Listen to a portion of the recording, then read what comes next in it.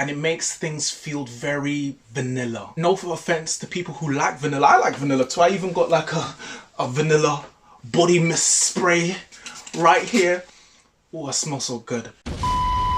Welcome to Agents of Screen. How you doing, people? I am your boy Miles, aka the Ball Beyonce, and welcome to my spoiler-free review of Black Widow. If you're new here, please like, share and subscribe. And how I do things, I tell you what I liked, what I didn't like, my score out of 10, and if you should see this film in the cinema. Now this film, the original release date was May 1st, 2020. We are now on, at time of filming, July 7th. 2021, so it's been more than a year. So after delay after delay after delay because of the pandemic, after what it seems to be 101 trailers and sub-trailers, and we are finally here. But now that we're here, what is this film about? Trailer voice. Following the events of Captain America Civil War, Natasha Romanoff finds herself on the run and is forced to confront a dangerous conspiracy with ties to her past. Pursued by a force that will stop at nothing to bring her down, Romanoff must deal with her history as a spy and the broken relationships left in her wake long before she became an Avenger. Directed by Kate Shortland, Scarlett Johansson, Florence Pugh, David Harbour, Rachel Weisz, and Ray Winstone star in Black Widow.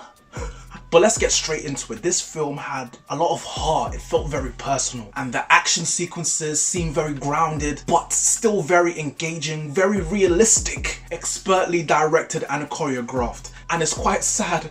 It's quite telling that the state of affairs are as such that it's refreshing to me that the action sequences were more realistic than Fast and Furious 9. And it was refreshing that there seemed to be actual consequences to doing dangerous physical feats. Like there was one car crash scene and I was thinking, bro, like, oh, people actually get injured if they crash. From the cast, there were good performances all around. My highlights were definitely David Harbour, aka Hopper, as the Red Guardian. He provided a comic relief when he was on screen. He seemed to steal the scenes. Very fun to watch. And speaking of fun to watch, also a highlight was Florence Pugh as Yelena. I hope we see more of her moving forward in the MCU. She brought real personality to that character and she was a joy to watch in more ways than one.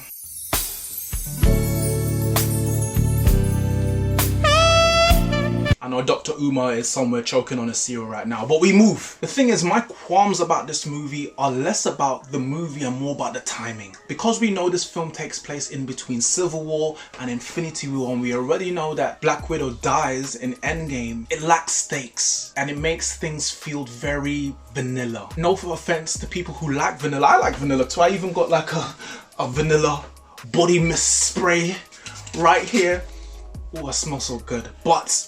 And even people who like vanilla ice cream, I like vanilla ice cream too, but you need something extra. You need some sprinkles, maybe some chocolate chips, just to add a different flavor. And there are some chocolate chips within this movie, which I touched on in my pros. But because of the timing, this film feels more of a token of appreciation to Scarlett Johansson, because she's the only one of the old guard that doesn't have like her own solo film or series. So it feels like more of a token of gratitude as opposed to a necessity for the universe. This movie should have come out 3 or 4 years ago. Aside from that though, I wanted to see more of Taskmaster. Even though when they were on screen, they had real presence, real dread, real threat. But I wanted more. I wanted more of that. Although there's a nice little Taskmaster twist in there. That's a little chocolate chip, a little sprinkle in there for you. And I also would have liked to see more of Red Guardian. Like throughout the film, you hear these stories about of what he used to do, his feats, the myths, the legends. But I don't feel like he ever had that definitive moment for you to say, all the stories that they said about you was true. And the main villain, which seems to be classic Marvel at this point, felt kind of meh. And more scoops of vanilla, and actually wasn't on screen for that long. And considering the actor that they got to play that villain, it seemed underutilized. But all in all, I enjoyed this film and I would advise you, yes, to spend your money to go and watch it. I give Black Widow a 7 out of 10. Will you be going out to watch it? And if you have seen it already, let me know in the comments below. I hope you enjoyed my review. Spoiler free, of course, just for you. And oh yeah, of course, before I forget, if you care about this sort of thing, there is actually a post-credit scene.